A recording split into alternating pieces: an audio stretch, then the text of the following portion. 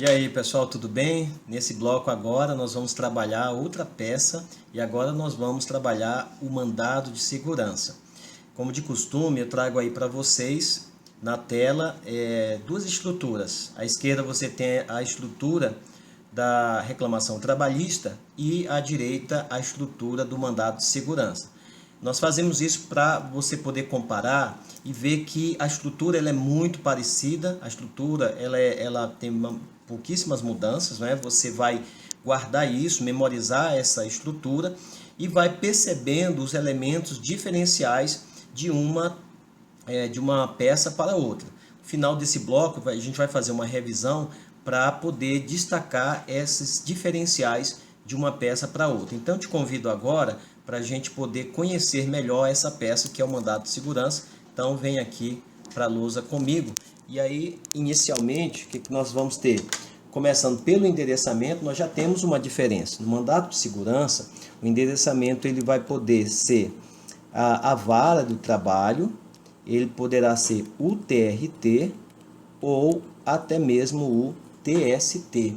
Mas como que você vai identificar, você vai definir para onde vai essa peça? Isso vai depender da autoridade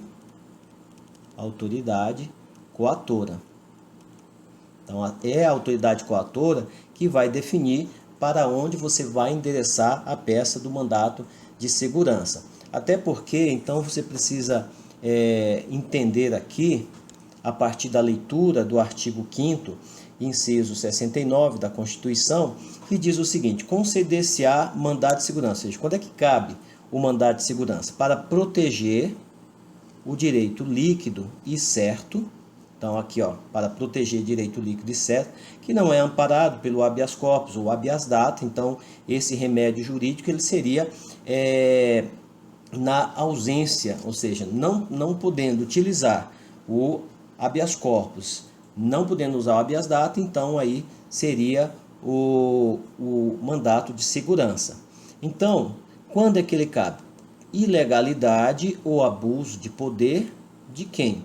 Que nos interessa, da autoridade pública. Essa autoridade pública é que é a nossa autoridade, chamada autoridade coatora. Então, essa autoridade coatora é que vai definir para onde você vai propor impetrar o mandado de segurança. Então, vamos voltar lá para o nosso quadro. Então, endereçamento, dependendo da autoridade coatora, vai para a vara do trabalho, para o TRT ou para o TST. Note também que na qualificação aqui do autor, nós não vamos chamar mais de autor, tá? O autor aqui, ele passa a ser chamado de impetrante. É outra diferença, né? Então, agora o autor, ele é chamado de impetrante e por isso atente que você vai utilizar o verbo impetrar. Então, impetrante e impetrar, e aí já é uma diferença da peça da RT aqui. No nome e fundamento da peça, aí a questão das teses é importante destacar nessa questão. Também nós precisamos falar aqui que o nome do réu, antes de falar das teses, vamos falar aqui dos réus, e aí também não vai ser mais réus, mas você vai então ter autoridade, aqui entra autoridade coatora. Ok? Então você já definiu aqui diferença tanto do autor, que agora é impetrante, como a qualificação do réu, que será chamado de autoridade coatora. Agora, na questão do fundamento da peça, o que nós vamos colocar aqui? Fundamento da peça, eu vou puxar aqui uma seta, você vai usar o artigo 5º, inciso 69 da Constituição Federal. Também você vai usar o 114, inciso 4, também da CF.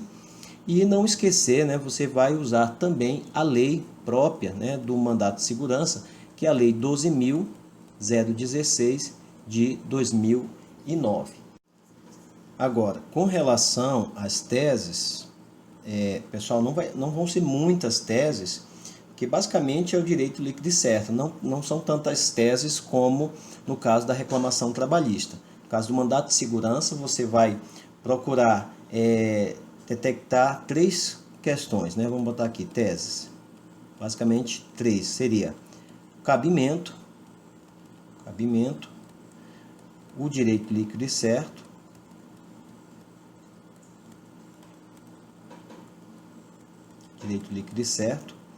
e também a possibilidade de liminar. A liminar nem tanto, porque aí teria que ver os requisitos e realmente se o enunciado vai trazer esses requisitos. Havendo esses requisitos, poderia ter aí um caso de liminar. O cabimento seria até a possibilidade de se desenvolver uma tese, mas acaba que esse cabimento seria a própria demonstração de que o direito líquido e certo, houve uma ilegalidade cometida pela autoridade coautora e de que esse direito líquido e certo ele foi ferido, portanto, é necessário que se impetre esse mandato de segurança por não haver, no caso, não havendo aí outro instrumento, né, outro remédio. Então, não havendo outra forma de recorrer, você vai utilizar aqui o mandato de segurança. Para isso, nós vamos aqui para uma linha de tempo, para que a gente possa compreender melhor como que seria o cabimento, então, do mandato de segurança. Vamos fazer aqui a nossa linha de tempo, ficou um pouquinho torta, né? Vamos ver aqui se ela sai um pouquinho mais reta, tá? Então, a gente tem aqui na petição inicial, tá? Vamos botar aqui essa seta, seria aqui a nossa PI. Você teria, no caso, por exemplo, nessa PI, imagine que nessa PI seria uma reclamação trabalhista. Então, no curso aí do processo, você tem um pedido de tutela provisória. Ok? Então, no curso do processo, você teve um pedido de tutela provisória, mas nesse curso aqui, houve então uma decisão interlocutória.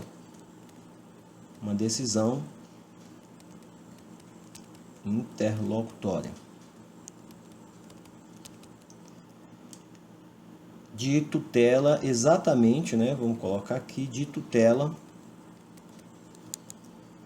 provisória. Agora note, essa decisão interlocutória de tutela provisória, ela aconteceu, né, que ocorreu antes da sentença. Então aqui nós temos aqui um caso, houve um pedido de tutela provisória no decorrer desse processo, e aí o juiz, ele dá uma decisão interlocutória de tutela provisória que ocorre então antes da sentença. Aqui eu já vou te encaminhar para a súmula 414 do TST. Veja, a regra é a irrecorribilidade imediata das decisões interlocutórias na Justiça do Trabalho, que é isso que é uma das características que faz com que o processo do trabalho seja muito mais célere. Então, seria essa regra da irrecorribilidade imediata das decisões interlocutórias na Justiça do Trabalho. Mas, imagine que, então nós vamos fazer aqui uma linha paralela, que essa decisão interlocutória, ela fere direito líquido e certo. Tá? Então, o que a gente está dizendo? As decisões interlocutórias, elas são o quê? Aquelas que resolvem questões incidentais. No processo do trabalho, como dissemos, as decisões interlocutórias são, em regras, irrecorríveis de imediato. Como reza o quê? Vou puxar aqui para você o artigo 893. Artigo 893, lá no parágrafo 1º, ó, as decisões são admissíveis nos seguintes recursos, e aqui nós temos os recursos, os embargos, recurso ordinário, recurso de revista, agravo. Agora, o parágrafo 1º diz que os incidentes do processo são resolvidos pelo próprio juízo do tribunal. Os incidentes. Então isso já torna muito mais célere o processo de trabalho, admitindo-se a apreciação do merecimento das decisões interlocutórias somente recursos da decisão definitiva.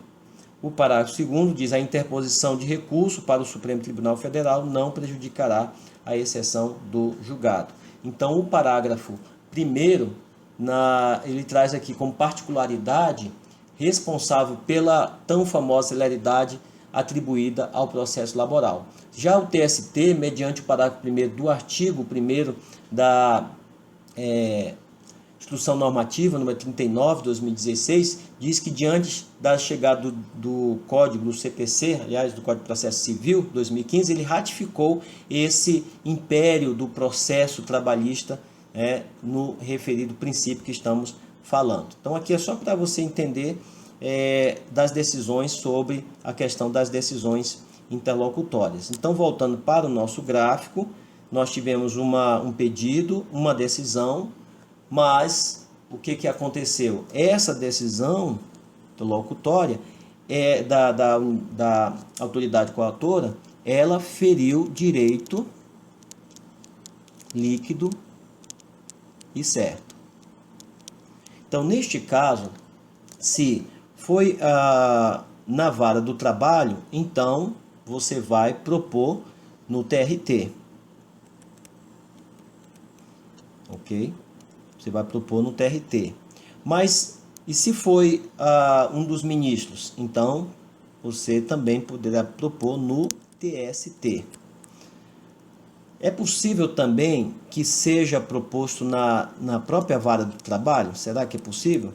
Sim, seria possível no caso, por exemplo, de um agente, um agente público, um fiscal que, neste caso, viesse a ferir alguma nessas fiscalizações, algum direito líquido e certo. Então, esse mandato de segurança pode ser proposto, então, aqui na vara do trabalho. Então, você percebe que, nestes casos aqui, é que nós teremos condições de propor o mandato de segurança, porque não há outro recurso disponível. Então, na ausência do recurso disponível, eu vou propor o mandato de segurança contra a autoridade coautora, que poderá ser o juiz da vara do trabalho, certo? Poderá ser um dos ministros, e aí você vai poder propor no TRT, certo? Ou no TST. E na própria vara do trabalho também, se for o caso de um agente que tenha praticado a ilegalidade. Então agora, pessoal, só para que a gente possa ainda deixar mais claro, lembrar aqui da Lei 12.016, 2009, o artigo 1º, fala: conceder-se-á mandato de segurança para o quê? Para proteger o direito líquido e certo, que não seja amparado, então não havendo habeas corpus, ou habeas data. Então, sempre que houver uma ilegalidade, um abuso de poder contra pessoa física, jurídica, sofrer violação ou houver justo receio, então até um mandato de segurança aí, também preventivo, justo receio de sofrer por parte da autoridade, que é o que nos interessa para definir a autoridade coautora, tá certo? Voltando aqui, então, nós temos aqui o nosso quadro bem definido do mandato de segurança, tá? Agora, vamos, só para a gente entender, comparando aqui esses quadros, fazer aí uma pequena revisão. Veja só. Fazendo uma pequena revisão, todas as peças que nós falamos até agora têm a mesma estrutura. Então, a questão da estrutura das peças, ela é muito semelhante, mudando apenas o que? Muda o nome ou o fundamento. Então, nas peças de petição inicial, você tem uma estrutura muito semelhante, mas geralmente as mudanças estarão entre o nome da peça, no fundamento da peça. Agora, quando a gente vai identificar a peça cabível, é importante a gente definir o objetivo, tá certo? O objetivo dessa peça. Então, nós vimos várias delas aqui, e aí nós vimos o inquérito, o inquérito judicial para apuração de falta grave, nós vimos também a reclamação trabalhista, nós vimos a ação de consignação, nós vimos também a ação rescisória,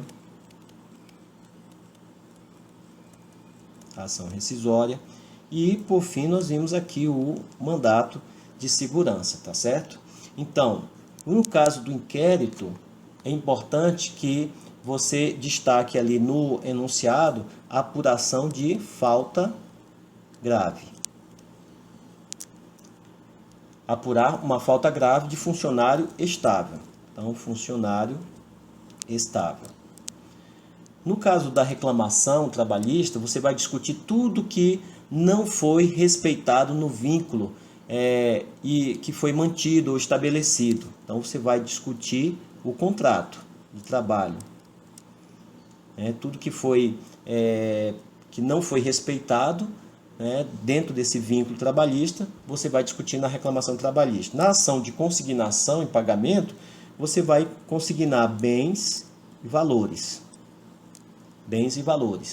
No caso da ação rescisória, você vai querer o quê? Rescindir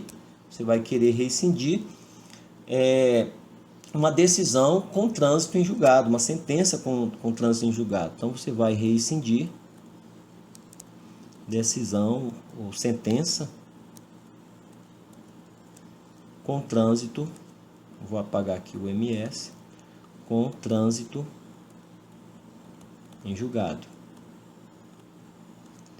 E no caso aqui do MS, como nós vimos, é a violação de direito líquido